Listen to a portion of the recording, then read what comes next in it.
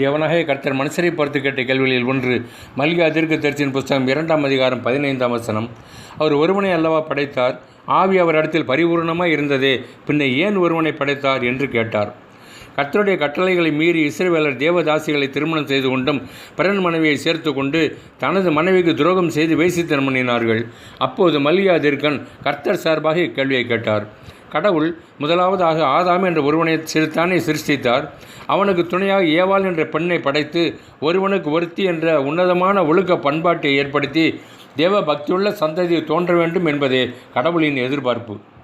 ஆசிரிய பணி செய்யும் மனைவி மற்றும் 3 பிள்ளைகளுடன் மகிழ்ச்சியாக வாழ்ந்து வந்த கணவன் பதவி உயர்வு பெற்று வேறு மாநிலத்திற்கு மாறுதலாகி சென்றான். மாதம் ஒருமுறை மட்டுமே வந்து மனைவி பிள்ளைகளை பார்த்து செல்வான்.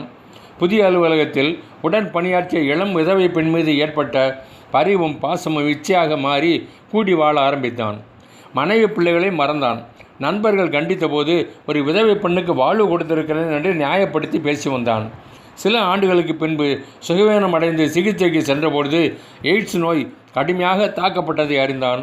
அனைவராலும் கைவிடப்பட்டு அனாதையாக மறுவாழ்வு மையத்தில் மரணத்திற்கான நாட்களை எண்ணிக்கொண்டிருக்கிறான். ஒருவனும் தன் இளவயதின் மனைவிக்கு துரோகம் பண்ணாதபடிக்கு உங்கள் ஆவியை குறித்து எச்சரிக்கையாக இருங்கள் என்று வேதம் அறிவுறுத்துகிறது. எனக்கு பிரியமானவர்களே, இன்றைய நாட்களில் கட்டுப்பாடற்ற கைபேசி பயன்பாட்டினால் பாலியல் உணர்வுகளும் விபரீதமான சிந்தனைகளுடன் பாலியல் குற்றங்களும் பெருகி வருகிறதை கண்கூடாக காண்கிறோம் அல்லவா? கணவனும் மனைவியும் ரகசியமாக வேறு வேறு தொடர்புகளை ஏற்படுத்தி கொண்டு துரோகம் செய்வதும் இறுதியில் கொலையில் முடிவுறும் செய்திகளை நாளிதழ்களில் தினமும் வாசிக்கிறோமே. நம்பி வந்த துணைக்கு துரோகம் செய்தவர்கள் நன்றாக வாழ்ந்ததாக சரித்திரமில்லை.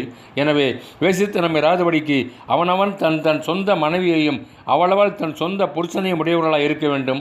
புருஷன் தன் மனைவிக்கு செய்ய வேண்டிய கடமையை செய்ய கடவன். அப்படியே மனைவியும் தன் புருஷனுக்கு செய்ய கடவுள் என்ற வேத வார்த்தைக்கு கீழ்ப்படிந்து நல்ல குடும்பமாக வாழ்வோம்.